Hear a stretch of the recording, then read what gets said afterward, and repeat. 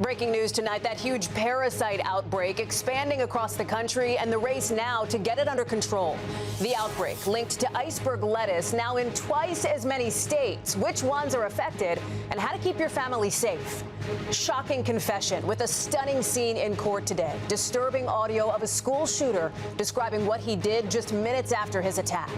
NBC News exclusive reporting tonight why the U.S. military is choosing to let some Iranian attacks hit U.S. bases if it doesn't endanger troops. Miracle rescue, how everyone on board this seaplane managed to survive a fiery crash in the Pacific Northwest. Tighter security at tonight's White House Correspondents' Dinner redo, months after a shooting postponed the last one. Mass evacuations, hundreds of thousands running from those huge wildfires in France and Spain. A gas canister, look at this, exploding behind that reporter. Horses racing to escape. LeBron James' major move, the NBA's all-time leading scorer, taking his talents to Philly. The euphoria there and the new hope for the Sixers. The DA in the Nolan Wells case speaking publicly now, weeks after the 18-year-old was found dead, and what a friend's now revealing about the last moments he saw Wells alive. Sportscaster and former quarterback Tony Romo arrested and booked for DUI. What we're learning tonight. Prison fight, why Diddy got sent to solitary confinement. Plus, the fireworks foul at a minor league baseball game as they're accidentally launched toward the stands. And our series, Great Americans, travel guru Rick Steves, whose guidance helps Americans see the world on why he loves to come home. Nightly News starts right now. This is NBC Nightly News with Tom Llamas. Good evening. I'm Hallie Jackson in for Tom tonight, and we begin with that massive parasite outbreak now hitting nearly twice as many places, with the CDC saying the outbreak linked to iceberg lettuce from Taylor Farms has hit these 4 states. You see them here: Illinois, Kansas, Oklahoma, and Pennsylvania, in addition to the 5 other states where thousands have already gotten sick. An additional 32 states have reported cases not yet linked to that lettuce, and the CDC tells us tonight this outbreak could expand even more. The news doesn't necessarily mean the bug is spreading more quickly, but it does suggest this parasite could be showing up in more places than people initially thought. Tonight, we'll walk you through what could be next and what to do to protect yourself and your family. Erin McLaughlin starts us off. Tonight, investigators at the CDC adding 4 more states to the Cyclospora outbreak linked to iceberg lettuce grown at Taylor Farms and served at Taco Bell, with newly confirmed cases in Illinois, Kansas, Oklahoma, and Pennsylvania, bringing the total number of states connected to that tainted lettuce to 9, and the number of states with cases, 41. Gwen Biggerstaff is a deputy director of the CDC. Is it possible that more states will be added to this outbreak list? It is possible. The FDA says it traced the massive multi-state outbreak to shredded iceberg lettuce sourced from Taylor Farms growers in central Mexico after patients reported having eaten the lettuce at Taco Bell back in June.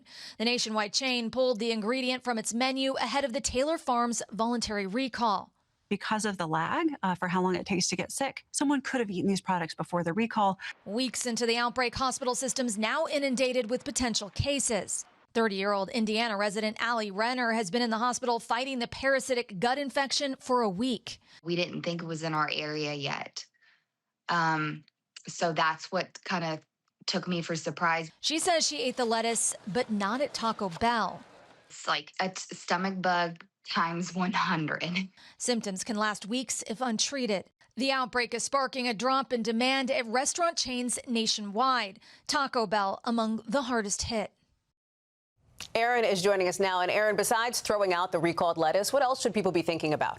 Well, Hallie, while most experts agree other lettuce should be safe, if you are extra concerned, avoid bagged lettuce, buy whole heads, and just eat the washed inner leaves. Cooked leafy greens are the safest option. Hallie? Erin McLaughlin, thank you. To the stunning moments now in a Georgia courtroom today at a hearing for the 16-year-old pleading guilty to a 2024 school shooting.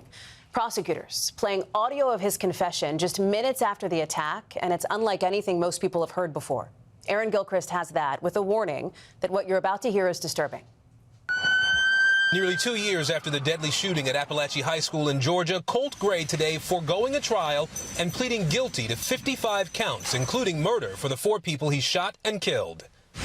pleading guilty to each of the charges are in fact detrimental. Prosecutors presenting testimony and evidence before recommending a sentence to the judge, including an audio recording of Gray.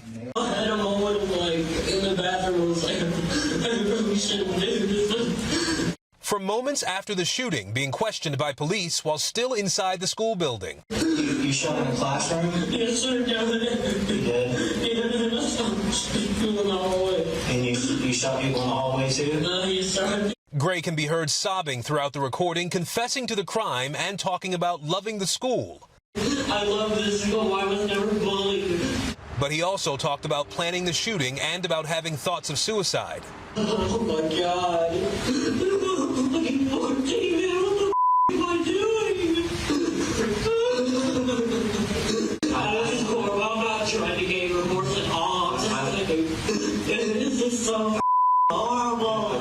Earlier this year, Gray's father, Colin, was convicted of second-degree murder after giving his son a rifle, despite warning signs of potential violence. During that trial, prosecutors played surveillance video of Colt from September 4th, 2024, from the moment he got on his school bus that morning with a wrapped rifle sticking out of his backpack. Cameras capturing him moving through the school day and capturing the shooting that killed 2 students and 2 teachers and injured 9 others. I have lived 688 days so far. I was sentenced with no parole, and that is what he should receive as well. Today, the mother and sisters of Mason Schermerhorn among nearly a dozen heartbreaking victim impact statements. September 4th was not just the day I lost my brother. It was the day I lost the life that I knew before. It was the day my sense of safety, my ability to see the world the same, and the future I imagined with Mason in it were taken from me. Next week, the judge will ultimately decide whether the 16-year-old will receive the maximum sentence of life without the possibility of parole. Hallie? Erin Gilchrist, thank you. An NBC News exclusive tonight. With attacks between the U.S. and Iran escalating, new details about why the military is intentionally letting some Iranian missiles through their defenses. Our Courtney Kuby has that tonight. Courtney, what do we know? Yeah, Hallie, 2 senior U.S. officials tell NBC News that military commanders are allowing some Iranian missiles and attack drones to get through air defenses amid an effort to preserve the Pentagon's shrinking supply of missiles to shoot them down. Now, Iran has fired nearly 9,000 projectiles since the war began, and U.S. officials insist they fire interceptors at anything on track to harm U.S. troops. But in some cases, missiles and drones bound for areas without troops can be let through even if they could inflict damage on base infrastructure, including ones that would have been shot down in the past. Hallie? Courtney Kuby with that new reporting tonight. Thank you. Also tonight, dramatic new video of a plane crashing into the water off the Pacific Northwest with 11 people on board, all incredibly surviving. And their rescue caught on camera. Here's Liz Kreutz. Tonight, this fiery plane crash in San Juan Islands outside Seattle, now under investigation by the NTSB. Trauma, plane crash, respond to sheriff's boat. It happened just after 5 Thursday night. The Coast Guard says the seaplane carrying 10 passengers and a pilot from Seattle to Roche Harbor, Washington, had to make an emergency landing. Witnesses in the area recorded the plane as it came in. This is so cool. I can't believe he's doing this. But the danger quickly became clear as the plane crashed into rocks off Susha Island. Oh, God, I hope he's okay. I gotta go out there. Boaters nearby jumping in to help. Just stay there. You can see some of the passengers getting out of the plane as first responders, including the U.S. Coast Guard, rushed to the scene. The seaplane itself was mostly entirely underwater by the time we got there. Incredibly, authorities say all 11 people on board survived, some suffering head injuries and broken bones. One passenger is in critical condition. While the cause of the crash is still under investigation, Kenmore Air, which operates the plane, says there was a weather system in the area at the time, and the pilot adjusted the flight path due to that weather. Radar shows storms moving through. It seems pretty amazing that everyone survived. I would agree. Very much. A lot of things went right for a lot of people in a lot of ways. And Kenmore Air says 3 of the passengers remain in the hospital and that the company is fully cooperating with the investigation. Hallie. Liz Kreutz, thank you. Here in Washington, a massive security footprint as President Trump attends the White House Correspondents' Dinner again, after this year's original one was postponed because of that assassination attempt against the president. Gabe Gutierrez is outside tonight's black-tie dinner, and Gabe's security looks different this time around. Yeah, that's right, Hallie. For one, there's a new venue. D.C.'s Waldorf Astoria behind me, formerly the Trump International Hotel, has a much smaller ballroom than the Washington Hilton, where the Correspondents' Dinner had been held since 1972. Among the other security measures, there are more road closures for an expanded perimeter. There will be one controlled entry point, stricter airport-style magnetometers, and guests will be required to present a QR code instead of paper tickets. This all comes after prosecutors say a gunman stormed through a checkpoint at the dinner back in April, trying to assassinate the president and top members of his administration. As for tonight's event, Vice President Vance, Secretary of State Rubio, and the First Lady are not attending this time around. Hallie? Gabe Gutierrez here in Washington. Thanks. Overseas tonight, the major wildfires burning out of control in Europe, with the flames bearing down on one enclave known as the French Hamptons, and some 200,000 people being forced to evacuate. Raf Sanchez has those new images. Tonight, two major wildfires ripping through southern France, forcing thousands of tourists and residents to evacuate, some of them fleeing by boat. The flames bearing down on the exclusive peninsula of Cap Ferret, sometimes known as the French Hamptons. The popular vacation spot now the scene of desperate street battles as fire crews try to stop the blaze.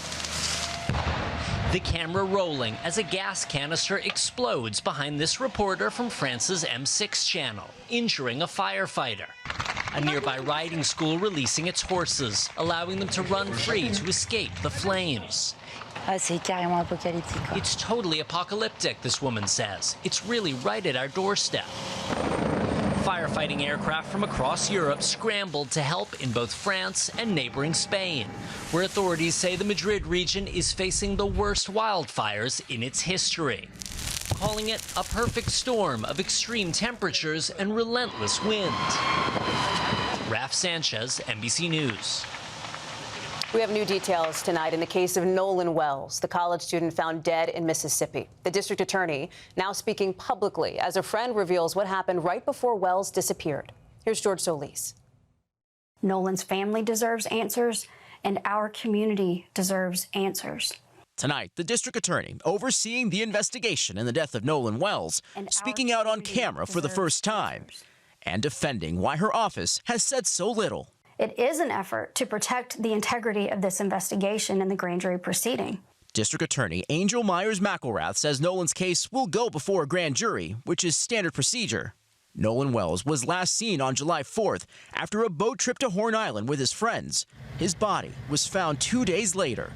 A mother of one of the friends Nolan was with saying the group left without Nolan when their boat began malfunctioning. We're sinking. Can you all please come? Nolan's friend, Warren Hudson, describing in a recent podcast that Nolan was chatting with a woman when his friend urged him to leave. Nolan, get the F on the boat. Get on the boat. And Nolan said, no, I'm staying out here. I'm going to ride in with somebody else.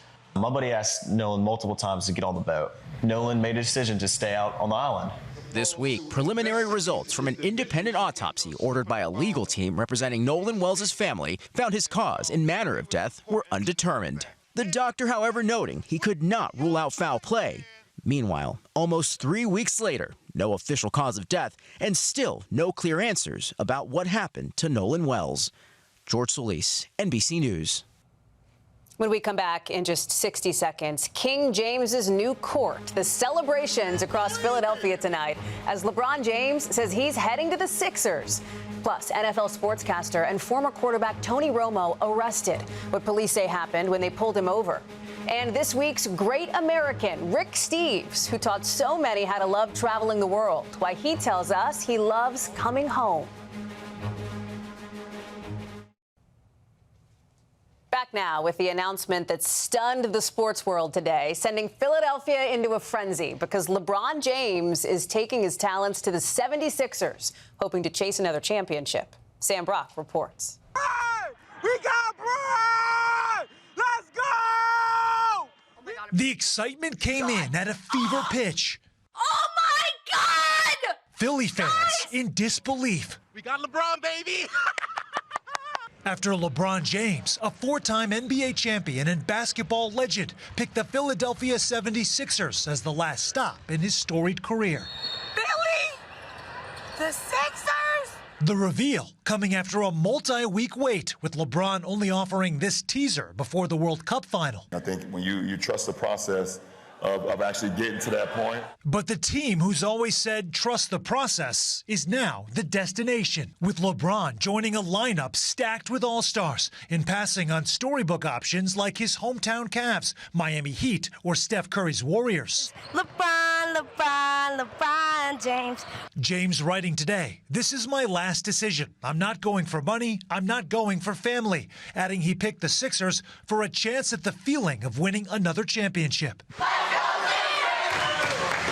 Philadelphia supercharged at the thought of it, with StubHub saying demand for preseason tickets spiked more than 200% in the hour after the news. LeBron fans travel with him, so there's going to be a whole new contingent. As the city of brotherly love is embracing the king with open arms. Sam Brock, NBC News, New York. Sure are. We are back in a moment with the prison fight that landed Diddy in solitary confinement and a big league fireworks disaster at a summer minor league game that sent fans running for cover. Welcome back. Former football star and NFL analyst Tony Romo has been arrested for driving under the influence. Last night, just after 6 p.m., Romo was pulled over in Milwaukee and performed poorly on a field sobriety test, according to a police report. He was charged with operating while under the influence and released. And Diddy, Sean Combs, has been taken to solitary confinement in prison, according to a source with knowledge of what happened. It comes after a fight with another inmate at Fort Dix in New Jersey, where he's being held. Combs is not set for release until February of 2028. And talk about a blast to center field. Look at this insane video from the post-game celebration at a minor league game. You can see fireworks exploding basically into the stands at the stadium in Richmond. Nobody was badly hurt. That's the good news, with fans scrambling from their seats to try to avoid the whole thing. When we come back, it is a big world out there, but no matter where Rick Steves goes, he knows his favorite place to come back to, the USA. The travel guru is this week's Great American, next. Finally tonight, our series, Great Americans, where we talk with those who have achieved so much and inspired so many. Tonight, Tom brings us the story of the man who's inspired millions to travel abroad, on why he always loves returning home to America. His new book, On the Hippie Trail, is a New York Times bestseller. Our Great American tonight, travel host Rick Steves. The ideals of America, that's what I love about our country. And that we live in a society that is smart, brave, and free enough to set a high bar for these ideals. Hi, I'm Rick Steves, enjoying more of the best of Europe. For nearly half a century, Rick Steves has made it his mission to teach Americans how to travel. This Yankee commoner is going to give it a try. Very good. His European expertise, now an empire here in America, with 70 guidebooks, 13 seasons of a television show, and a legion of fans. There you go. Thank you so much, Rick. Oh my gosh, we love you so much. But behind the comfortable shoes and practical travel tips are an appreciation for simple, everyday experiences, values born in the Pacific Northwest, where Steves grew up. That's where I caught my first salmon with my dad out there in his little boat. His wanderlust started as a teenager after a trip with his parents. I spent my summers in Europe on a very tight budget. I thought, hey, I could package the lessons I've learned from my travels, and then other people could learn from my mistakes rather than their own and have a better trip. He self-published his first guide in 1980, Europe Through the Back Door, now in its 40th edition. A back door is a place where you can connect with the culture when it is at ease. Not cliches on stage, surrounded by a bunch of tourists. Now, 34,000 Americans join his company's tours every year, embracing Steve's push to step outside their comfort zones. Culture shock is a constructive thing. It's the growing pains of a broadening perspective. That's the mission right now, is to help Americans travel in a way where they come home with the very best souvenir. And that's a joy, a realization that the world is filled with love. It's filled with wonderful people. At 71, Steve still does his own research, spending 2 months every year in Europe updating his guides. But he always comes back to Edmonds, Washington, just outside of Seattle. I could live anywhere, but I choose to live here. I think it's because of the ideals of America. It's here that he employs more than 100 locals at Rick Steves Europe headquarters. Because everybody wants to go on that rich. Everyone just says that and goes out and back. He's also spent millions helping build 2 senior centers and saving a hygiene facility for the homeless. Now 800 people who happen to be homeless in the south end of my county know that they've got a shower and a place to wash their clothes. Steve says it's about encouraging the values he believes set America apart. Until next time, keep on traveling. And now his life's work focuses on giving Americans the tools to grow through travel. Travel makes us both better citizens of the planet and, frankly, better Americans. I really believe you learn a lot about your own home by leaving it and looking at it from a distance. Guidance for so many in more ways than one. That's Nightly News for this Friday. I'm Hallie Jackson. For all of us here at NBC News, thanks for watching and have a great night.